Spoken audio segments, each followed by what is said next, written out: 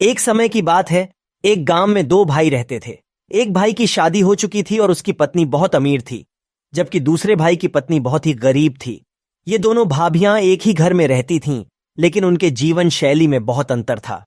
अमीर भाभी ने हमेशा खुद को महसूस करने के लिए महंगे ज्वेलरी, लग्जरीज और आरामदायक वस्त्र खरीदे।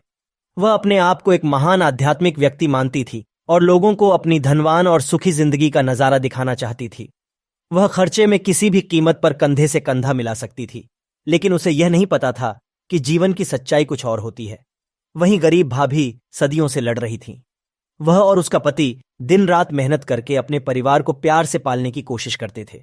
उनके पास कुछ नहीं था, लेकिन उनकी ईमानदारी, मेहनत और सामर्थ्य उन्हें समृद्धि की ओर ले जाने की शक्ति देते थे।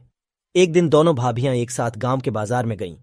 अमीर भाभी ने अपनी बड़ी बड़ी जेवरातों को ढराया और गरीब भाभी ने सादे और सरल एक साड़ी पहनी। उन्होंने एक चौराहे पर मिलने का निश्चित समय तय किया। जब वे मिलने के लिए वापस आए तो अमीर भाभी ने उसे हंसते हुए देखा और कहा, तुम इतनी भीड़ में लड़की कैसे ढूंढ सकते हो? गरीब भाभी समझती थी कि यह उसकी स्थिति पर हंसी उड़ाने का एक चाल थी, लेकिन उसने खुद को संभालते हुए कहा, जहां आप खो जाती हैं, मैं अपने आप को ढूंढ सकती हूं। उसकी ईमानदारी और सामर्थ्य ने अमीर भाभी को आश्चर्यचकित कर दिया।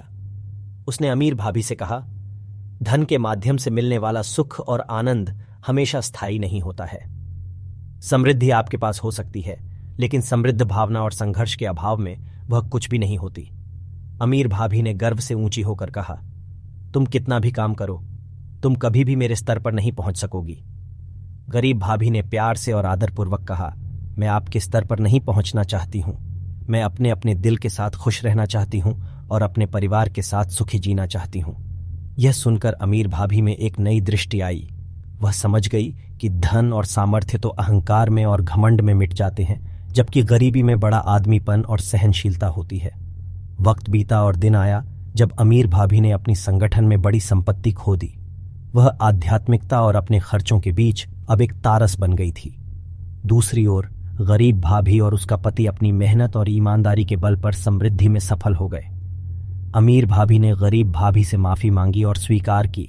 वह अब बहुत सीख चुकी थी कि सच्ची समृद्धि और सुख आंतरिक शांति, समानता और प्रेम में होते हैं। गरीब भाभी और अमीर भाभी दोनों अब एक दूसरे का सम्मान करती थीं और साथ में बड़ी खुशियों का अनुभव करती थीं। इस कहानी से हमें यह सीख मिलती है कि धन का महत्व है, लेकिन यह वास्तविक सुख और समृद्धि का आधार नहीं होता है। सच्ची समृद्धि हमारे विचारों, आचरणों और अपने परिवार के साथ संबंधों में होती है। गरीबी की संघर्ष को महत्व देने और ईमानदारी के माध्यम से जीने की अनुभूति हमें सच्ची समृद्धि का अनुभव कराती है।